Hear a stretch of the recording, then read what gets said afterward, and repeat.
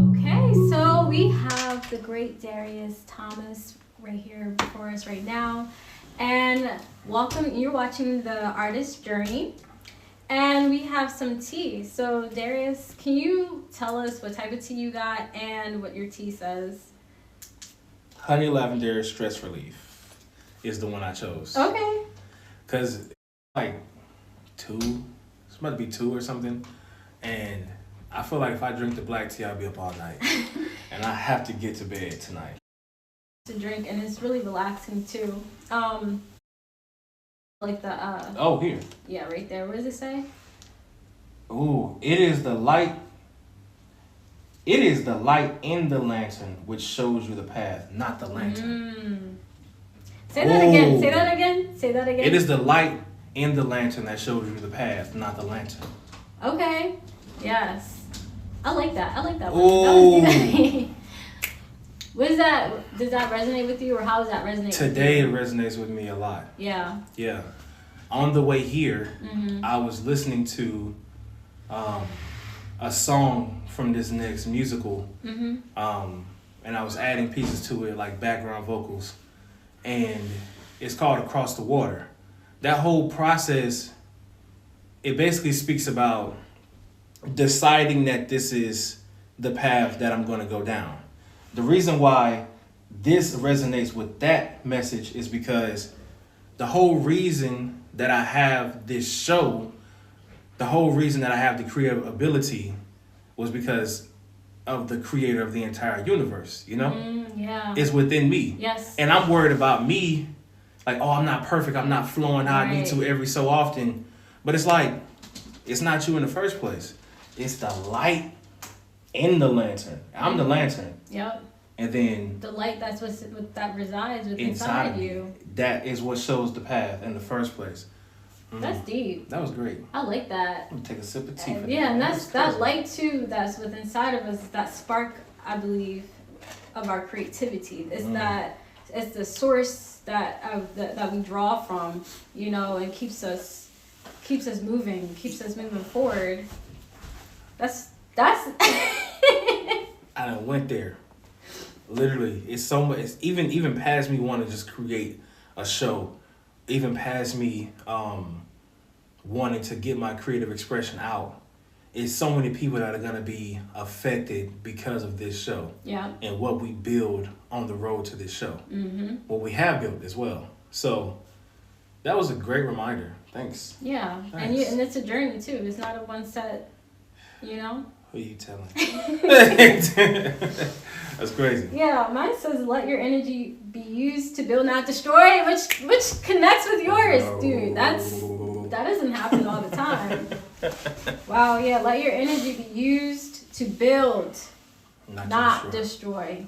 And I feel like that's the point, the purpose of being an artist is using that creativity, using that energy, that inner light that we have, and directing it and being the creator on this planet with, you know, in alignment with the creator. Exactly. Co-creator, Yeah, yes, that's with the word, creator, yes. Yes. All right. So, tea time. yeah. Yes, I'm going to take a sip of my tea real quick.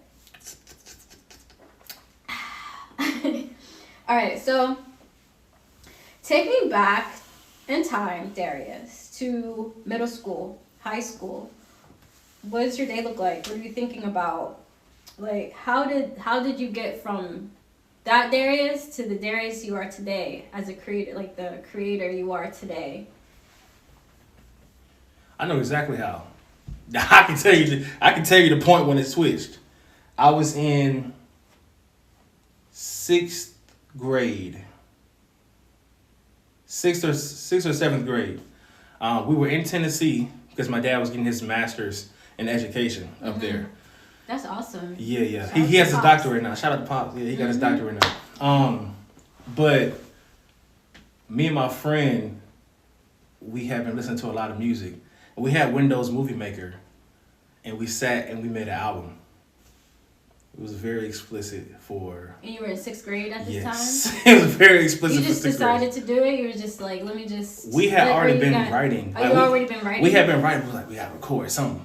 And it wasn't even a mic. It was like a little pencil type mic that just, I don't even know. We recorded though.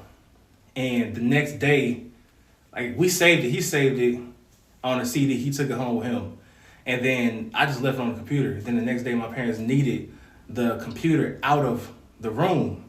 They needed it in the living room. So we moved it and I forgot about it. He saw the album on the desktop. Your dad? Or? Yeah, he did. He was like, what is this? It was so many cuss words. I couldn't listen. I couldn't even, after that, I couldn't listen to music. I had to write the women in my family like a letter, all of them. Wow. It was a lot. It was crazy. Oh my God. But so I couldn't listen to music. If I wanted to listen to music, I basically had to present to my dad why the song was a good song, which forced me to analyze music a lot more, right? So then we come back here in 8th grade, and we started to a church from one of my dad's childhood friends. Yeah.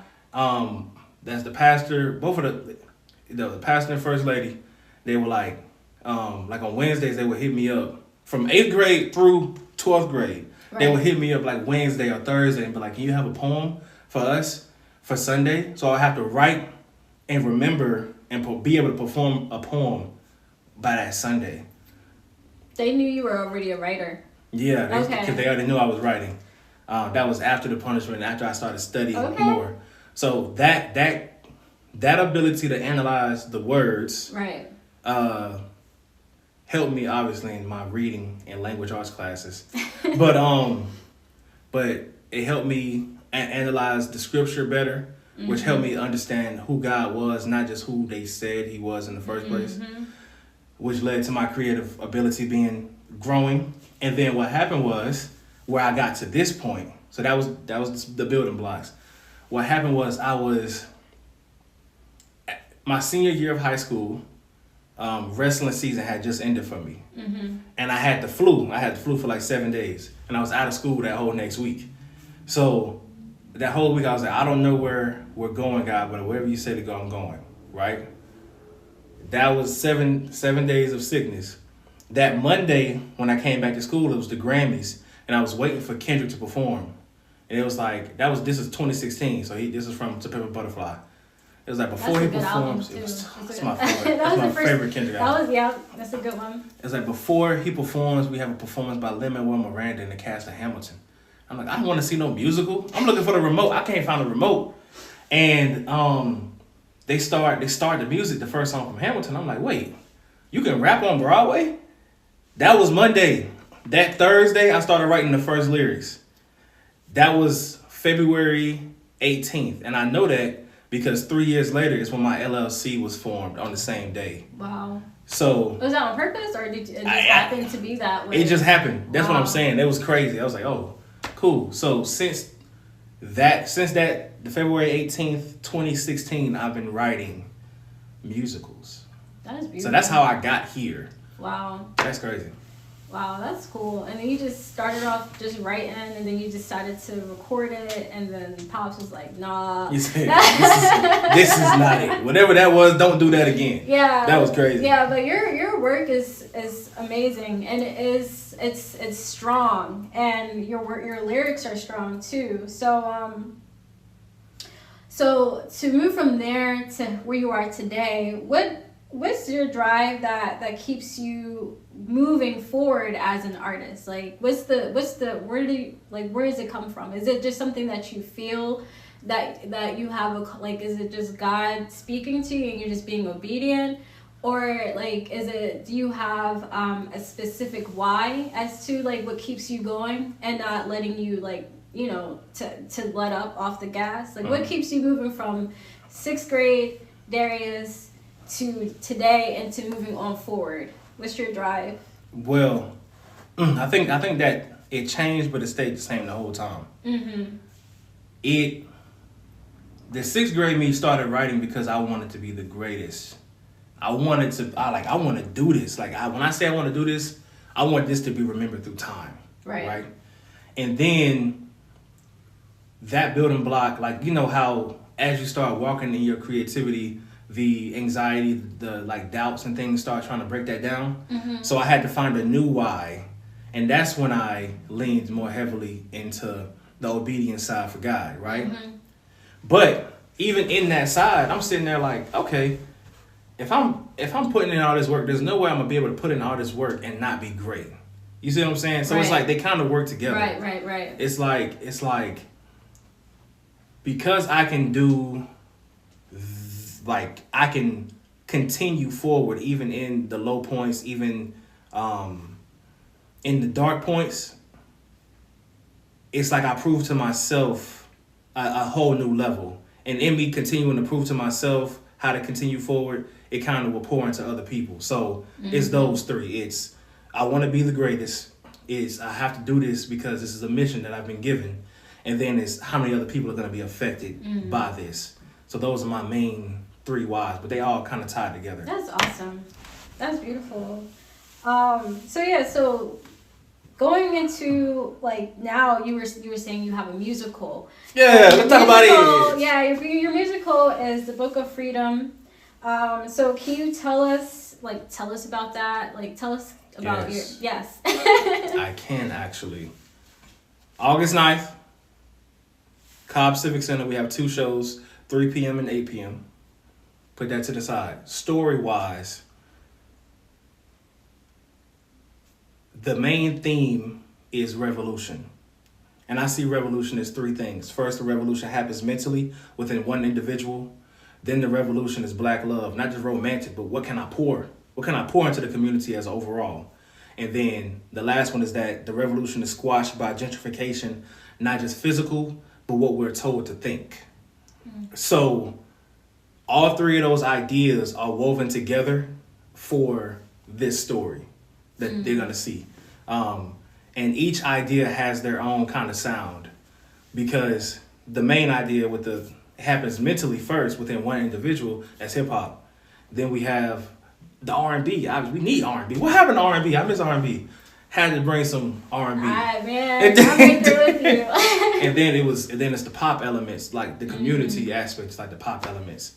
So did that answer your question? Yeah, you telling us about it. I'm just thinking about, because that's a lot. That's a lot. That's a lot, and that's great. Because I'm a visual person. I'm thinking about is it in chapters or is it like in segments or the show? Because I know it's going to be at a theater. Yeah, yeah, it's going to be. Which theater is it going to be at again? The Cobb Civic Center. Oh, Cobb Civic Center. Yeah. So shows. Yeah. Just pay what you want. Pull up. Yes, pull up. Wait, but no, it's not in chapters. It's okay. Those 3 ideas are woven together as the story flows. Okay. Like, so some are like once you look deeper, you'll see it.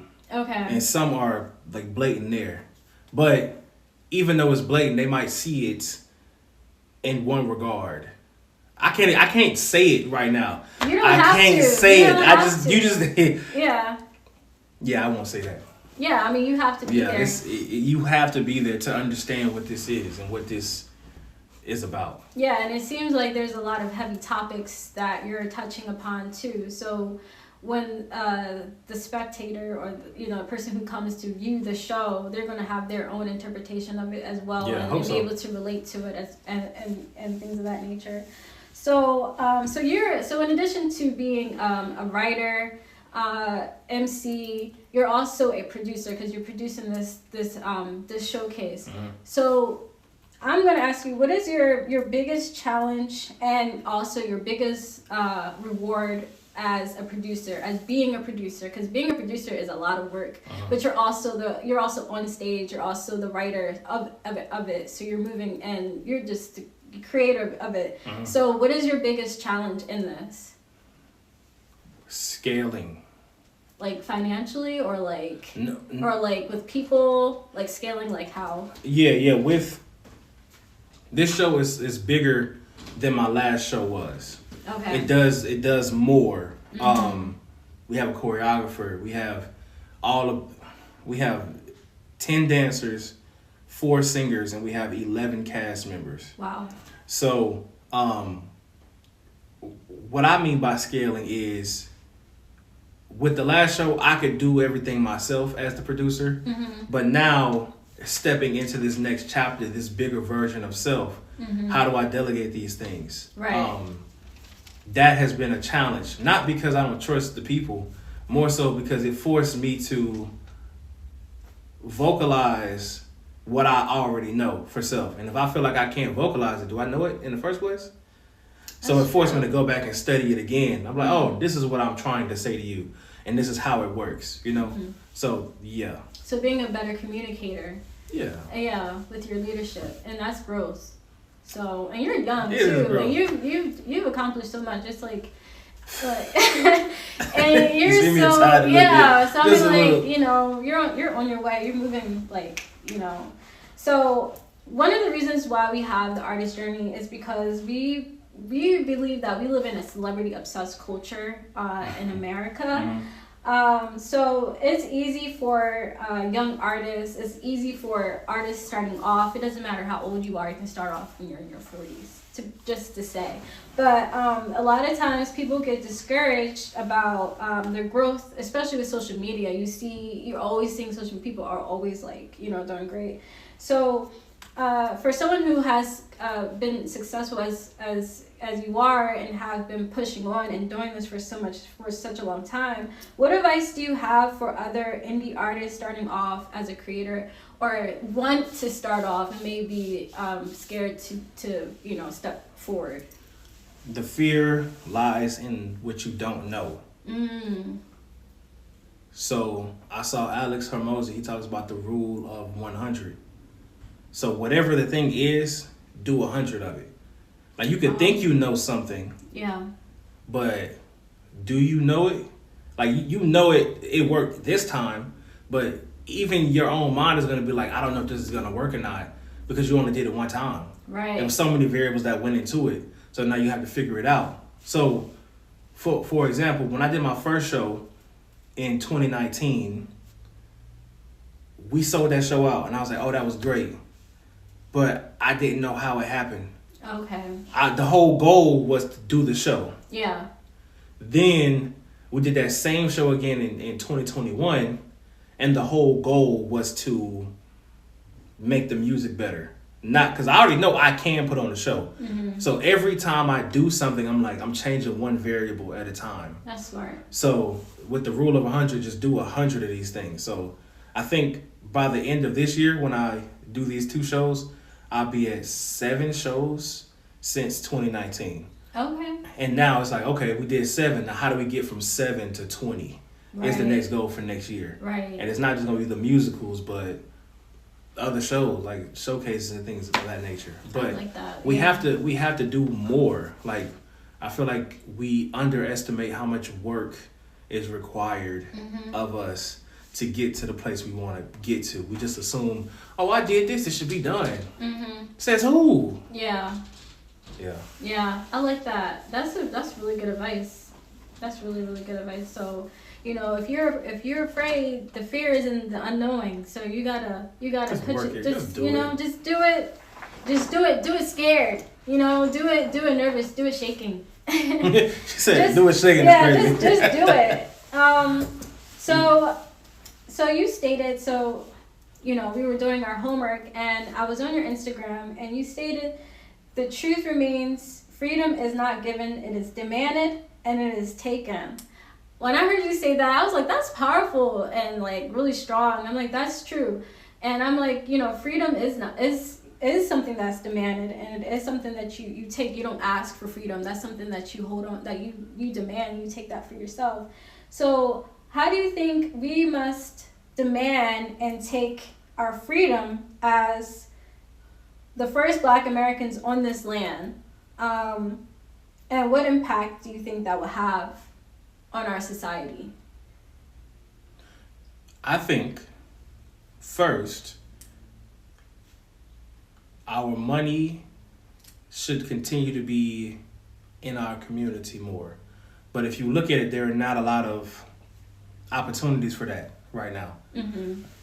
Go to the grocery store, we have to go to Kroger or Publix, Right. So where's that? We get sick, we have to go to the doctor who has the hospitals. So I think the beginning is infrastructure. Keep in mind, my grandfather and grandmother, they put me on to the teachings of the Honorable Minister Louis Farrakhan. That's in the Nation of Islam. So I grew up Christian, but they showed me that side too. So I'm glad that I was able to see both. But what it really shows is that if you don't do it for yourself, you can't really complain like about what happens to you, because it's like you didn't have a stake in the race in the first place, you know? Right. So I think it's that. I think infrastructure is the first piece. Right. Like small things at a time. Like food. If we could just lean on our food ourselves, I think that's boom. And you said what would that do for the economy, or what would you say? Our society, like how would you think that would positively impact our society? I really think that there are some white folks that really care about, like, because they don't it's like they're not evil people, you know? What I think, we'll be able to actually have better communications there when we stand on our own 2 feet. Because the other side will kind of just fall off by itself. Right. But you can't even respect somebody if you see them keep getting hit in the face, and then they just stay there. Like, you can't do it. So I think and then curse the person who's hitting them, like yelling at them, and just still sitting there. I ain't saying nothing. but I think it's that. I think the more that we begin to stand on our own feet, the more we're taken seriously, and then other things start kind of falling in line. Right. And I think it'll be inspiring too, like, and motivating for people to see. So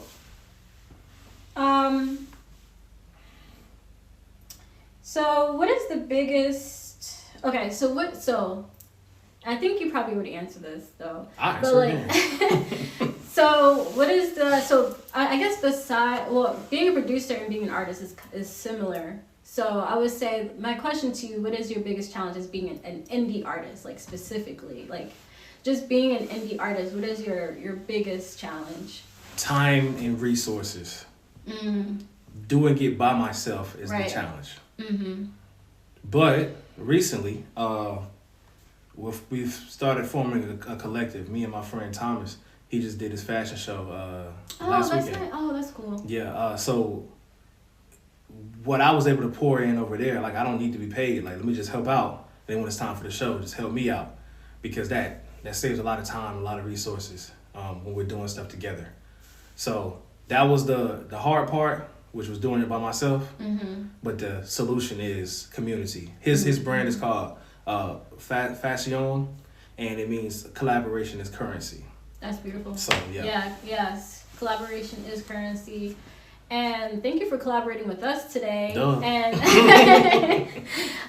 so I have one more question for you, and then we'll close out. That's cool.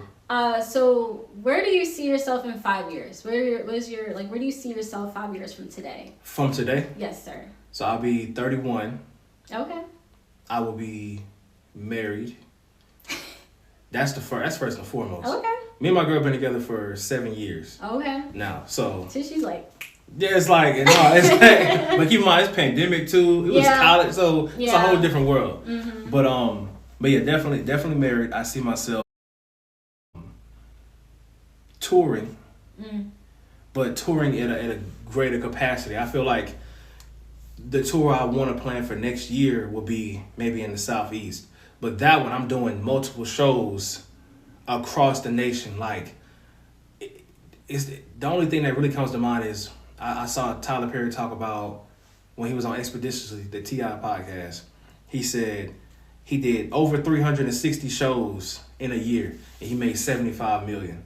Wow. In that time. I was like, oh, well, how do we do that? How do we get there? I done did one. How do you get to 360 in a year? So that's that. Up to around 300 shows in 5 years from today. Okay. Yes, facts. But it's like, this show would be one, it'd be another show. Like, it's multiple shows going on at the same time. But I definitely see that. So married, touring. I retired my mama, because she was talking about she got 12 more years to work before she could retire. I said, no, ma'am.